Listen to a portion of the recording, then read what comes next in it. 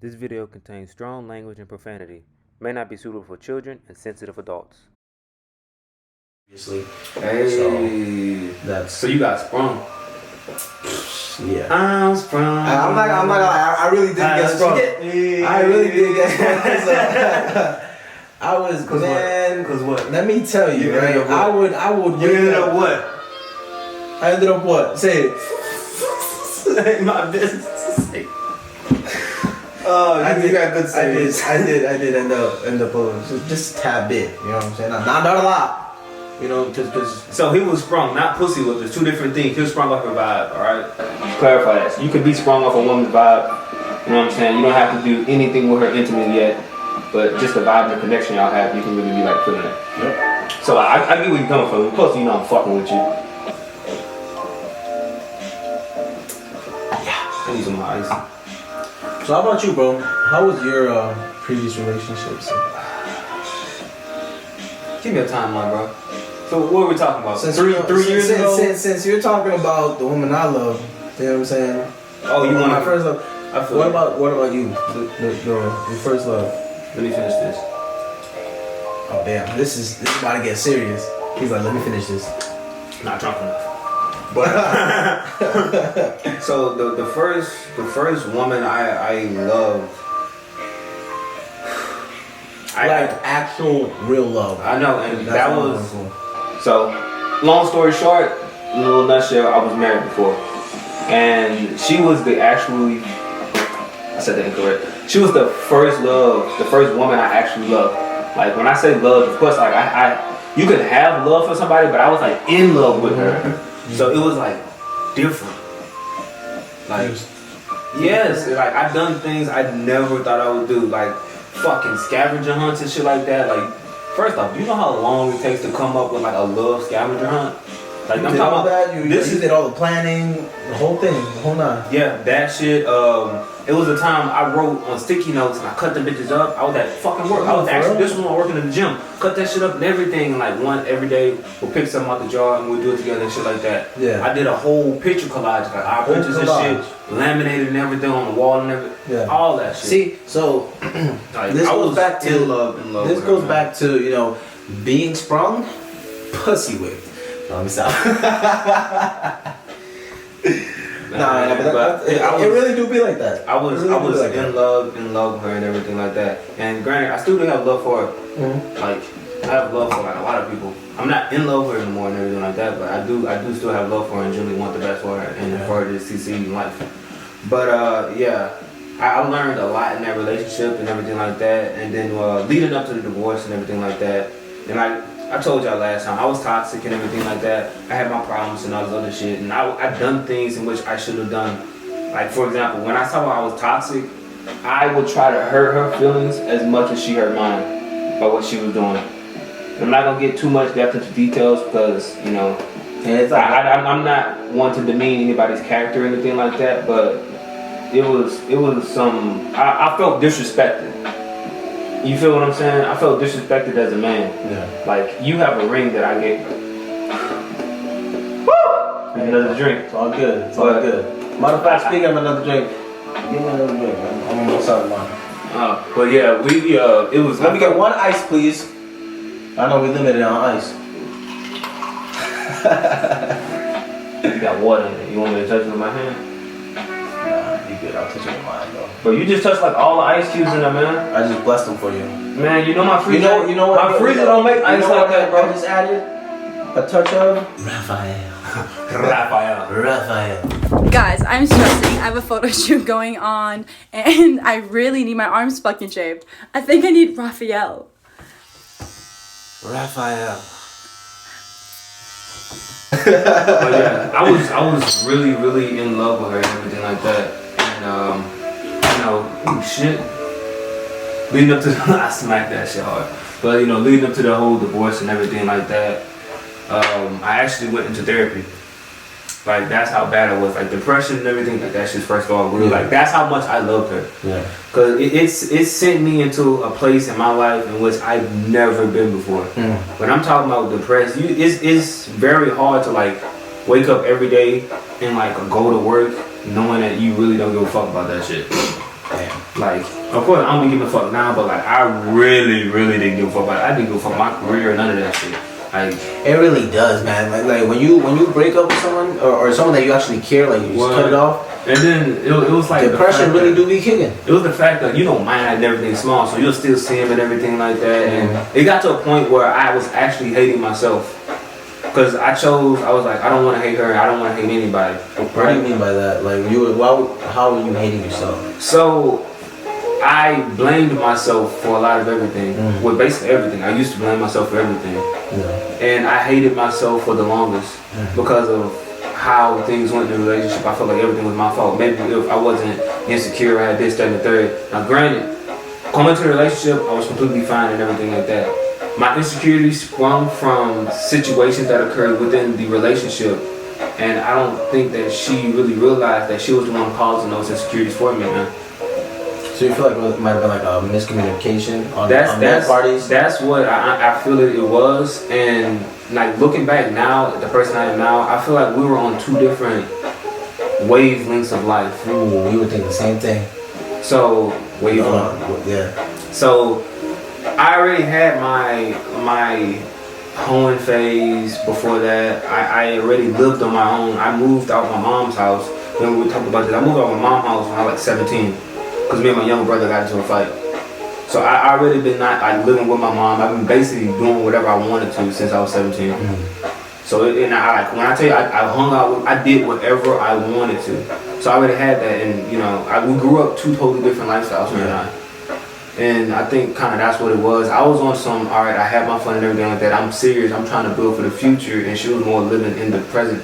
Yeah. Which, granted, ain't nothing wrong with that. Yeah, nothing wrong with that. Nothing is wrong with that at all. And that's I would say the real reason why I got divorced and everything like that. And post divorce and everything like that was depression. And then that's when my therapist, she actually went to Germany. And she told me, she was like, I'm not going to be here no more. I know the type of person you are. You don't really trust people easily and everything like that. You need to find a way to vent. Yeah. And the only way I could vent was through my art. Yeah. And I've told this story, this part right here, multiple times. So my art basically is just how I feel. Whether anybody realizes it or not, it's how I feel. So like the shit on the wall, like that shit all over there in the corner. Peep that. You see the one right there that said I'm done with life? Yeah. That's how I was feeling at that time. If you see the date and everything, it was years ago. Like that's how I was feeling. And then people talking about, oh, it's morbid, it's too dark, it's this or it's that. I actually got called demonic. I was like, gasp. Me? Demonic?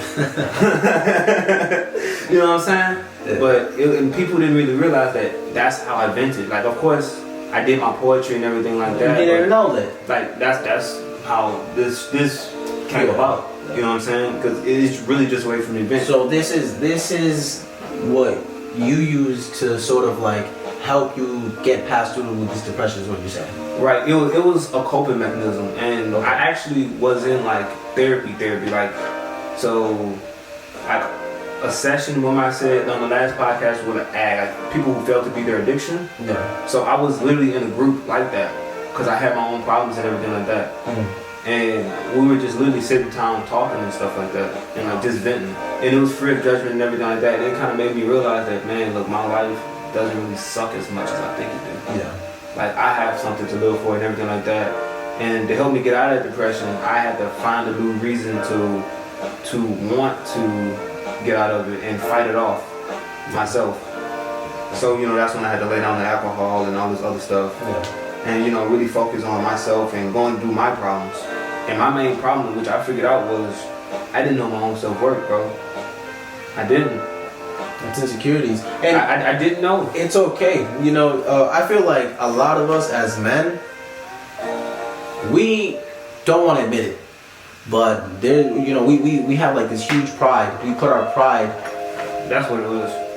A lot of pride. Yeah, we have like a lot of pride, and we don't want to admit that we also have insecurities. We do. And like Juice, I don't know why I always go back to Juice WRLD, but like he put his whole feelings and everything to the music. And another reason why I'm so big on him, like when I was going through my depression and everything like that, that the music he made at the time, which was his first album that he released. Yeah. Like I'm talking about that All Girls Are the Same, Lucid Dreams, that album. Those songs on there related to my life at that time and at that moment. Mm-hmm. Like it was just crazy, bro. And I was actually dealing with sleep paralysis and sleep insomnia and everything like that. Like, yeah, you was going through it. Like I was actually going through it. Like I couldn't sleep. Yeah, depression is a real thing. Like I was so depressed that like it was times where like we had a 4-day weekend, right? I would literally be inside. You had a 4-day weekend? You had a 4-day weekend? We used to have 4-day weekends. But I used to actually, I used to be so depressed. I like lock all the doors in the house, and that for the whole 4 days, I wouldn't even be in the room. I would be in the closet, like the whole 4 weekend, just crying and shit. Like it got to the point where I cried so much that like it was like the tears that shit that was coming down my face kind of burned. Like that's how much I was crying, and like hollering and screaming like Lord, why this, that, and the third. I lost my voice. Like I couldn't speak anymore. Like that's how tore up I was. And at that time, I had lost somebody who was really close to me. No, they didn't die. They just, stopped being my friend or whatever like that. And that was like the only person I was like really, really cool with. Mm-hmm. So it was like I'm all alone. So you know what? Now that you mentioned that, I'm kind of curious. Like, you said you were heartbroken, right? To the point where you were crying all the time, right? Yes. And it's now, do you think that have you ever met like what some people would portray like cold-hearted woman? Have you ever met one of those? Right? Do you think that maybe they have went through a similar situation and I feel like it might be like a barrier? Yeah, it's walls up. They don't want to be put in that same situation again that I was in. That's why I would say I'm the same way. I'm very selective of who I put my time into and who I put my interest into. Yeah. So like, cause I ain't trying to brag, I ain't trying to boast. Like I have bitches at the door. Like that's what it is. And it's like if I don't want them, cause this is my main thing. I don't know people's intentions. So why do you want to know me? Is it because you heard I was tattooed or I'm good at drawing and this that? Like why are you really interested in me? You're trying to know their true intentions. Yeah, like what you think because you see what I have and you think I got money. You look at my car and I'm like, damn. You know what I'm saying? Yeah. Oh, he got that. Like, don't. This is just flesh. Like, I want you to know my fucking soul. Yeah. Like that's how I am now. As it should. Have you ever had your fucking heart broken? Bro, of course. Let me hear about this, Julie. Let me tell you, I really don't want to, obviously there's certain things that we cannot say. Yeah, we can't really speak too deep on something. But I really was depressed, and for the longest of time, I did put a certain pride. I felt like it was my barrier. And my pride was my barrier. But in reality, I was hurting, bro. I was hurting, just like you. Right, and it's crazy what the public doesn't see. Yeah, doesn't see. Like what we remember, you said it once in the song. This is the life we portray. Yeah. This is literally the life we portray for you guys. So it's like what we want them to see of us. To think, that there's probably so many people out there that do the same thing. Exactly. The exact same thing. So you want to know the God's honest truth? He cries every night. He goes to his apartment, he cries. Because he's just sad. This is facade right here. It's not reality. What? I'm fucking with you, dude. But I know. I was hurting, obviously, you already know we're definitely talking about the mother of my daughter. Oh, your daughter. My baby. What's her name? Gianna Genesis. My baby Gianna Genesis Diaz. She's fucking hilarious, bro. Mm-hmm. She is so hilarious. Mm-hmm. Truly a gift from God, man. I'm actually still working on that thing. I'm gonna have it done before you. Your boy gets to pick I get to pick up my daughter tomorrow, guys, and my baby G and Johnny Leg. Let me pick them both up. Can you believe that? I'm gonna be settling down.